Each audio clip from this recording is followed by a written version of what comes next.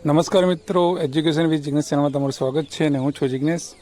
મિત્રો, વિદ્યા સહાયક ભરતી કચ્છ સ્પેશિયલ જિલ્લા પસંદગીમાં આજે પ્રથમ રાઉન્ડમાં જે ભાષાના વિષયો જે બે બાકી હતા તો એમાં સંસ્કૃત અને અંગ્રેજી વિષયની જિલ્લા પસંદગી હતી અને સાથે સાથે સામાજિક વિજ્ઞાન માટે જે એસટી કેટેગરી માટે બીજો રાઉન્ડ પાર પાડવામાં આવેલો હતો એની પણ આજે જિલ્લા પસંદગી માટે ઉમેદવારોને બોલાવવામાં આવેલા હતા. તો સામાજિક વિજ્ઞાનની સૌથી પહેલાં આપણે વાત કરી લઈએ તો એ સામાજિક વિજ્ઞાનમાં જે 42 જગ્યાઓ એસટી કેટેગરીની બાકી હતી એમાં મેં તમને કહ્યું હતું કે 15 જગ્યાઓ જે છે એ એસટી કેટેગરી પીએચની હતી. એટલે એ સિવાયની જે જગ્યાઓ હતી એ સિવાયની તમામ જગ્યાઓ જે છે 27 જગ્યાઓ એ ભરાઈ ગઈ હતી. 15 જગ્યાઓ બાકી રહી હતી અને લાસ્ટમાં તમે જોઈ શકો છો કે આ પ્રમાણેનું સ્ટેટસ જે છે સામાજિક વિજ્ઞાનમાં ફાઇનલ અપડેટ તરીકે રહ્યું હતું કે ઓપનની તમામ 256 જગ્યાઓ ભરાઈ ગઈ, એસસીની 39 જગ્યાઓ, એસટીની 42માંથી 27 જગ્યાઓ ભરાઈને 15 પીએચને આપેલી હતી એટલે બાકી રહી.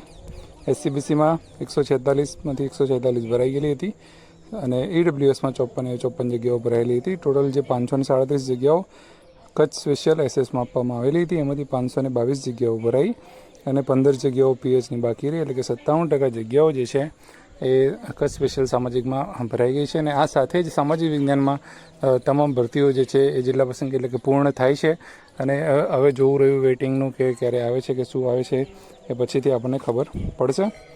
પછી આપણે વાત કરીએ અંગ્રેજી વિષયની. તો પહેલાં અંગ્રેજી વિષયમાં આજે જે છે એ ઉમેદવારો કયા અને કેટલા બોલાવવામાં આવેલા હતા એની વાત કરી લઈએ. તો ઓપન કેટેગરીમાં કુલ 36 ઉમેદવારો હતા જેનો છેલ્લો કેટેગરી નંબર 433માં હતો.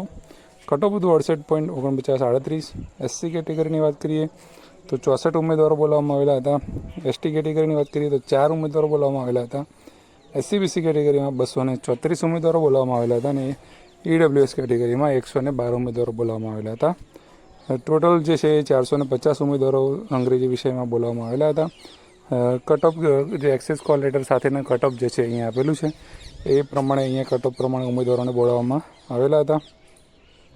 હવે વાત કરીએ કે અંગ્રેજી જે છે એની અંદર જગ્યાઓ કેટલી ભરાઈ ગઈ અને કેટલી જગ્યાઓ બાકી રહી એની વાત કરી લઈએ. તો ઓપનમાં જે 66 હતી એમાંથી 66 જગ્યાઓ જે છે એ ભરાઈ ગઈ. એસસી કેટેગરીની અંદર 10 જગ્યાઓ હતી એમાંથી 6 જગ્યાઓ ભરાઈ ગઈ, 4 જગ્યાઓ બાકી છે. એસટી કેટેગરીમાં 11 જગ્યાઓ હતી, 11 જગ્યાઓ બાકી છે એટલે કે એક પણ જગ્યા નથી ભરાઈ. એસસીબીસી કેટેગરીમાં 38 હતી, 38 જગ્યાઓ ભરાઈ ગઈ. ઈડબ્લ્યુએસ કેટેગરીમાં 13 જગ્યાઓ હતી એમાંથી 11 જગ્યાઓ ભરાઈ ગઈ, 2 જગ્યાઓ બાકી રહી છે.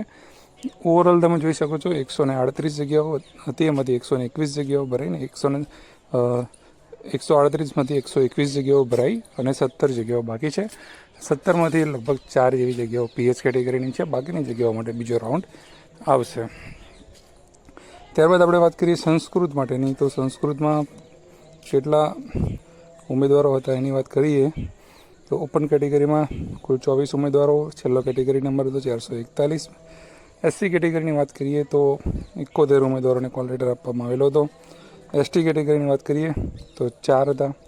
એસસીબીસી કેટેગરીમાં જોઈએ તો 222 હતા.